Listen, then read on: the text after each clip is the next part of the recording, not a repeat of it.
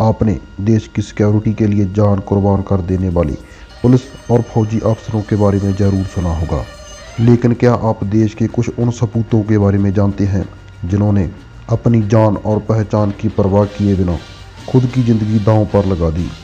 जी हाँ, हम बात कर रहे हैं भारत के कुछ उन अंडरकवर सीक्रेट एजेंट्स की जिनके बलिदान को कभी नहीं भुलाया जा सकता।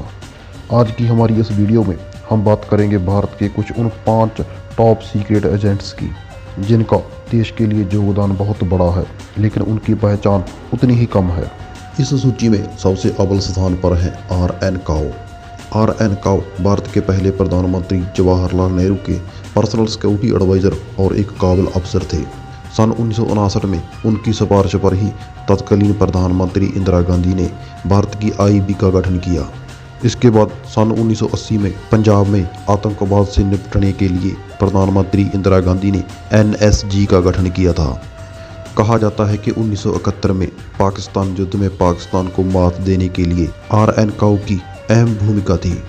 इतना ही नहीं, आर.एन. काओ जवाहरलाल नेहरू के अलावा प्रधानमंत्री इंदिरा गांधी और राजीव गांधी के भी पर्सनल सिक्योरिटी एडवाइज़र रह चुके हैं। आर.एन. काओ भारत के पहले खुफिया एजेंट थे और यही वो शख्स थे जिन्होंने भारत की खुफिया एजेंसी की पहचान पूरी दुनिया में बनाई।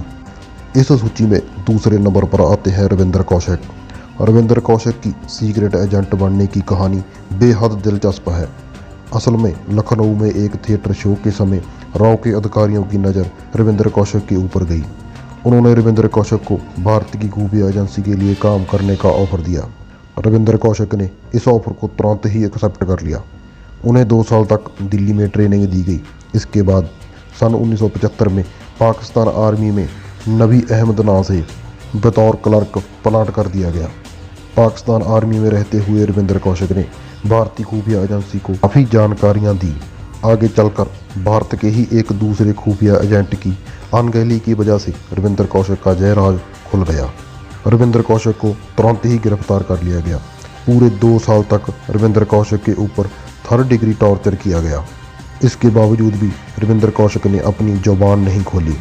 पाकिस्तान की आर्मी कोर्ट ने रविंद्र कौशिक को उम्र कैद की सज़ा सुनाई। इस सज़ा को काटते हुए रविंद्र की 26 जुलाई 1999 को जेल में ही मौत हो गई।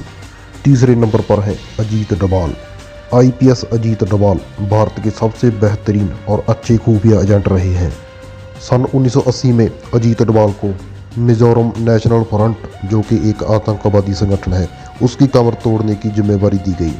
थोड़े ही समय में अजीत डोभाल ने एमएनएफ के 12 कमांडरों को मार गिराया और देखते ही देखते मिजोरम से इस फ्रंट का सफाया कर दिया।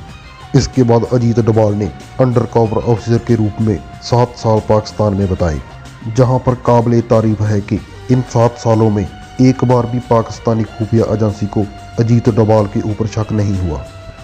ऑपरेशन ब्लू स्टार के दौरान अजीत डोभाल एक अंडरकवर ऑफिसर के रूप में आतंकवादियों के साथ रहे।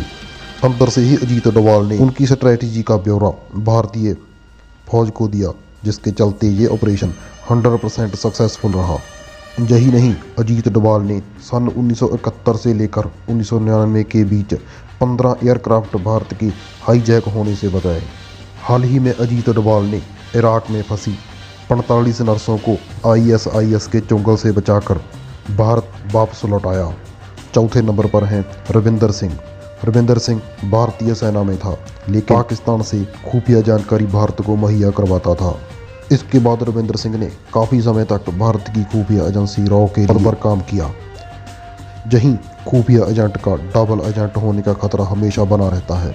यही काम रविंदर ने किया और रविंदर भारत की खुफिया एजेंसी की जानकारी बाहर अमेरिका को मुहैया करवाने लगा। इसके बाद भारतीय सरकार ने उसे पकड़ने के लिए जाल बिछाया। इस बात की भनक रविंदर को लग गई। वो अमेरिका की खुफिया एजेंसी के सहारे नकली पासपोर्ट बनाकर नेपाल के रास्ते भाग गया। जहां पर हैरानी की बात यह है कि इंटेलिजेंस ब्यूरो की लाख कोशिशों के बाद भी रविंदर सिंह के बारे में अभी तक कोई भी जानकारी हाथ नहीं लगी है। 5वें नंबर पर है कश्मीर सिंह। सुनने में तो सीक्रेट एजेंट की कहानी बहुत ही दिलचस्प लगती है, लेकिन इसे रियलिटी में जीना उतना ही मुश्किल होता है। अगर ऐसा करते पकड़े गए तो ना तो सरकार पहचानती है और ना ही साथी। ऐसे में आदमी अकेला पड़ जाता है। खुफिया जानकारी सीने में दबाए रखने की जिम्मेदारी धीरे धीरे बोझ बनने लगती है। ऐसा ही कुछ पाकिस्तान में प्लांट किए गए भारतीय खुफिया एजेंट कश्मीर सिंह के साथ हुआ। कश्मीर सिंह के पकड़े जाने के बाद पाकिस्तान की खुफिया एजेंसी ने उनसे राज उगलवाने के लिए सभी हथकंडे अपना लिए, लेकिन कश्मीर सिंह टस से मस नहीं हुए। इनसे सच उगलवाने के लिए कश्मीर सिंह को 17 साल तक बेड़ियों से बांधकर काल कोठड़ी में बंद किया गया, लेकिन कश्मीर सिंह ने जुबान नहीं खोली। पूरे 35 साल भारी टॉर्चर सहने के बाद पाकिस्तान के प्रधानमंत्री परवेज मुशर्रफ ने साल 2002 में मानवता के आधार पर कश्मीर सिंह को रिहा कर दिया। तो दोस्तों, ये थी भारत के टॉप 5 सीक्रेट एजेंट्स की कहानी। हमें उम्मीद है कि हमारे द्वारा दी गई जानकारी आपको जरूर पसंद आई होगी। इन जांबाजों का किस्सा पूरी दुनिया तक पहुंचाने के लिए हमारी इस वीडियो को शेयर जरूर करें।